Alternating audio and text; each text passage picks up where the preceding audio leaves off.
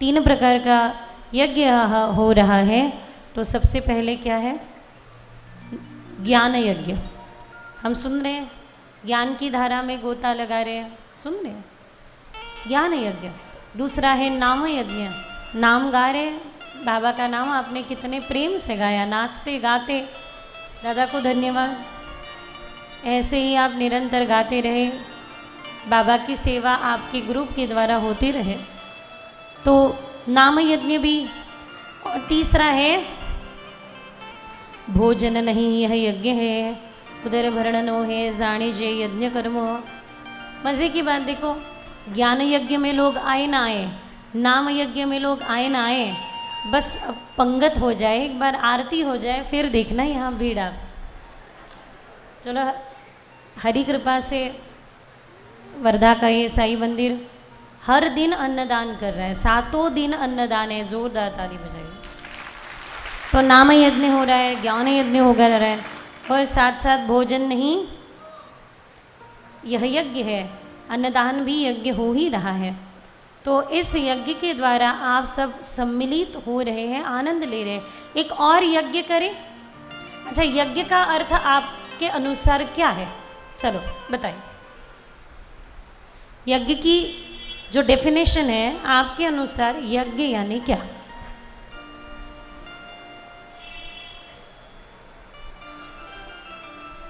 आहुति, जिसमें आहुति हो, है ना। हमने आज तक एक यज्ञ जाना है जिसमें आहुति दी जाती है, स्वाहाकार किया जाता है, पर ये यज्ञ का एक पहलू है, ये यज्ञ का एक रूप है। श्रीमद् भगवद गीता किसे यज्ञ कहती है? यज्ञात भवति पर्जन्य, पर्जन्यात अन्न संभवा, अन्नात हम देखो, ये एक सर्कल है, एक ये चेन है। जल की वर्षा होना, यहाँ पेड़ पौधों का खिलना, अन्न धान्य मिलना, अन्नमय कोश, 5 कोश है, पंचकोश जिसे कहा है, उसमें से एक है अन्नमय कोश। अन्नमय कोश से हमारा देह बना हुआ है, समझ रहे ना? ठीक है। तो ये चेन है, ये सर्कल है, ठीक है। जैसे सपोज हमारे मनोज दादा की शादी है, अभी नहीं है, सपोज है, तो उन्होंने तैयारी की, कपड़ा सिलने के लिए दिया, देने वाले ने कह दिया कि 2 दिन पहले दे दूंगा। बिल्कुल दूंगा। आप मनोज दादा आश्वस्त हो गए कि वो मिल जाएगा कपड़ा सिल के। शादी के दिन तक उसने दिया ही नहीं। फ़ोन किया, भाई 12 बजे शादी है, वो कहने लगा बस मैं 11:55 पे आपको दे दूंगा। इन्होंने कहा चलो ठीक है, पहुंचा देना। फाइनली 12 बज गए, 12 बजे उसका कॉल आता है और वो कहता है कि सॉरी मैं सिल नहीं पाया। ये क्षति जो हुई है, समय तो निकल गया, पर ये क्षति की पूर्ति हो पाएगी क्या? नहीं, उसको कुछ काम, अब मनोज भैया को तो कुछ काम चलाने के लिए पहनना पड़ेगा, स्वाभाविक सी बात है, उत्सव है। क्षति, ठीक है, समय की।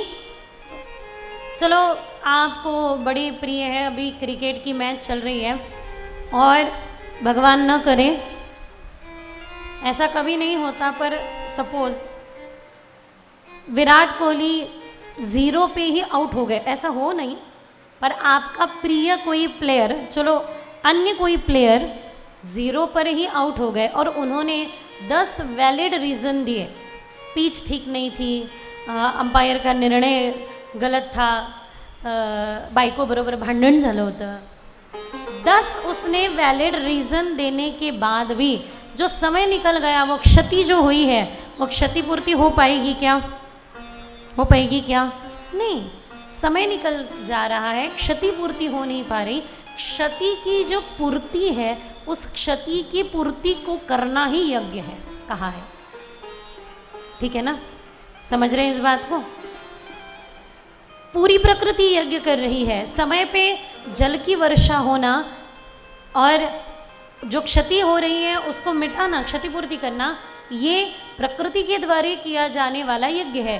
तो एक यज्ञ, अगर उस समय में जंगल बहुत था, बस्ती बसाने के लिए लोग लकड़ियां बीन के लाते थे और उसका यज्ञ करते थे, तो यदि एक समय में लकड़ियों को जलाना, एक समय में वृक्षों को तोड़कर लकड़ियों को जलाना अगर यज्ञ है, ये क्षतिपूर्ति है, तो आज के समय में वृक्षों को लगाना भी एक यज्ञ ही माना जाएगा, क्योंकि हम क्षतिपूर्ति कर रहे हैं। आजकल की विडंबना बड़ी विचित्र है।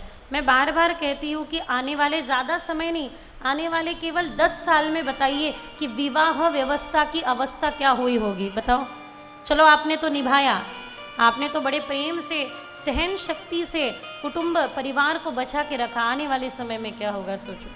तो इन्होंने 3 आसन बिछाए, एक आसन मनु के लिए, एक आसन शत्रुपा जी के लिए, और तीसरा आसन था देवहूति के लिए। देवहूति ने सोचा ये मेरे पति होंगे भविष्य में, इन्होंने बिछाए हुए आसन पर बैठना नहीं चाहिए, पर इन्होंने कहा है बैठो, तो अपमान भी नहीं करना चाहिए। तो उन्होंने आसन के बाजू में बैठकर आसन पे हाथ रखा। तब कर्दम मुनि समझ गए, कर्दम ऋषि समझ गए कि ये विवाह योग्य है। त्यावेळेसची देवहूती हा विचार करते की पतीने टाकलेल्या आसनावरती बसू नये, आणि आजची देवहूती का असताय माहिती आहे, हे जाऊन बसते पाळण्यावर आणि नवऱ्याला म्हणते हो ए धक्का दे, राधे राधे, नारायणी बनो, नारायणी बनो। इसका अर्थ क्या कि देखो, नारायणी देवी लक्ष्मी नारायणी का हाथ कभी ऐसा नहीं देखा आपने, ऐसा ही देखा होगा। तो आप देने वाली हो, आप कहो सम्मान मुझसे ले जाओ, आदर मुझसे ले जाओ, कुछ भी चाहिए आप ले, आप प्रेम से दो, देते रहो। देखो जो दोगे वही मिलेगा। बोया पेड़ बबूल का आम कहाँ से पाए। आप अपमान करोगे, आप कर्कश वाणी में घर में बात करोगे, कितना चीखते हैं कुछ लोग, कितना चीखते हैं, कर्कश वाणी में बोलते हैं। जिस घर में महिलाएं कर्कश वाणी में बोलती है, जिस घर में निरंतर वाद विवाद होते रहता है, उस घर में कली का निवास है, उस घर में प्रभु कैसे ठहरेंगे भला। एक मृदुल मंजुल वाणी से बात करिए, प्रसन्नता से, प्रसन्न वदन होके बात करिए। घरी आल्यानंतर तो थकून येतो, ऑलरेडी थकलेला असतो, तुमचा चेहरा भयंकर चेहरा पाहून अजून बिचारे वैतागून जाते, जाऊन म्हणते याच्यापेक्षा संन्यास घेतलेला बरा, नारायणी बन जाओ, ठीक आहे ना। ते पहा खुश होत आहे तिकडच्या तिकडे, काळजी करू नका, तुम्हाला पण काहीतरी सांगेलच जाता जाता का होईना, तो नारायणी बन जाओ।